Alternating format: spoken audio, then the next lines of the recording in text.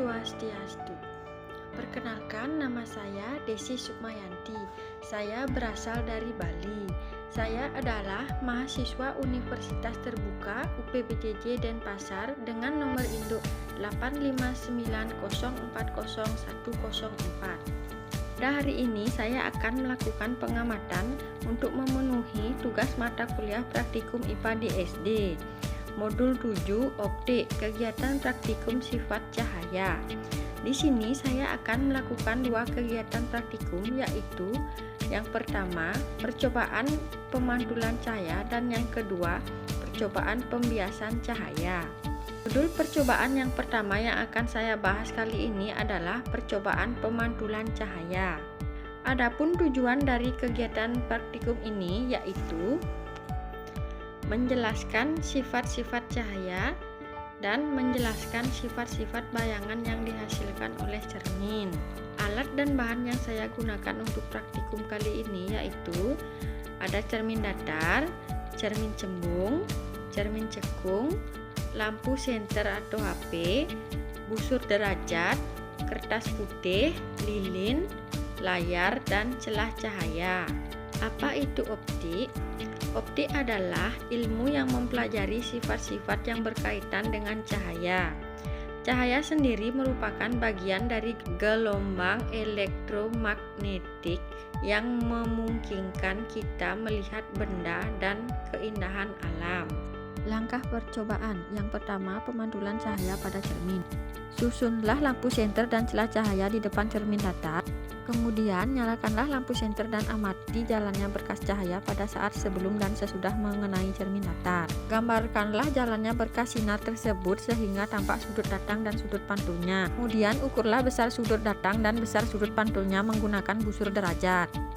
Hasil menunjukkan besar sudut yang dihasilkan adalah 32 derajat. Jadi, dapat disimpulkan sudut datang sama dengan sudut pantul sesuai dengan hukum pemantulan. Selanjutnya, letakkan dan nyalakan sebuah lilin di depan cermin datar dan amati bayangannya. Catatlah sifat-sifat bayangan yang dibentuk oleh cermin datar tersebut. Hasil bayangan pada cermin datar bersifat maya, tegak, dan sama besar dengan bendanya. Selanjutnya, pemantulan cahaya pada cermin cembung.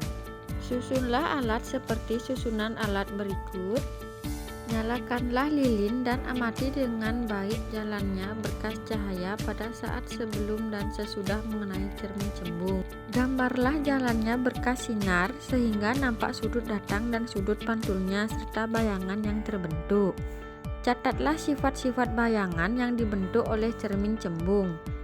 Hasil menunjukkan cermin cembung memantulkan sinar cahaya menyebar atau divergen dan bayangan yang terbentuk selalu bersifat maya, tegak, dan diperkecil. Selanjutnya, pemantulan cahaya pada cermin cekung. Susunlah alat berikut, kemudian nyalakan lilin dan amati jalannya berkas cahaya pada saat sebelum dan sesudah mengenai cermin cekung. Gambarkanlah jalannya berkas sinar sehingga tampak sudut datang dan sudut pantulnya serta bayangan yang terbentuk. Catatlah sifat-sifat bayangan yang dibentuk oleh cermin cekung tersebut. Aturlah jarak benda dan letak layar agar pada layar terbentuk bayangan yang jelas dan tajam. Ukur jarak benda dan jarak bayangan. Hasil menunjukkan bayangan terbentuk nyata pada layar. Bayangan bersifat nyata dan terbalik. Kemudian geser benda menjauhi cermin cekung.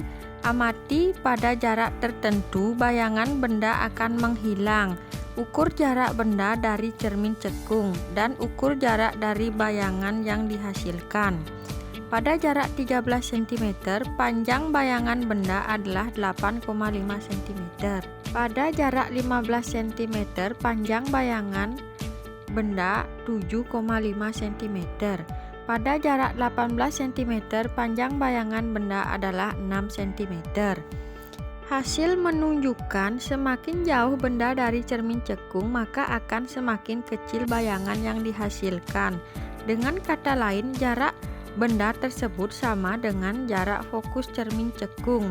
Ketika bayangan menghilang, berarti bayangan benda jauh dari titik fokus cermin cekung.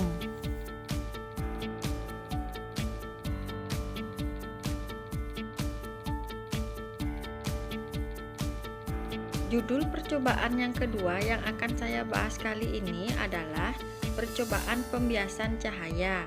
Adapun tujuan dari praktikum kali ini yaitu: pertama, menjelaskan fenomena pembiasan cahaya atau refraksi pada media air. Kedua, menjelaskan sifat-sifat bayangan yang dihasilkan.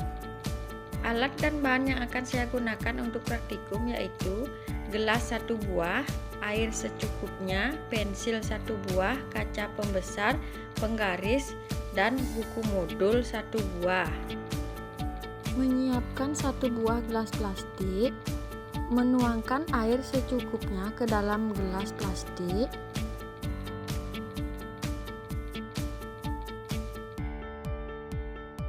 lalu mengambil 1 buah pensil, lalu masukkan ke dalam gelas yang sudah berisi air dengan posisi miring.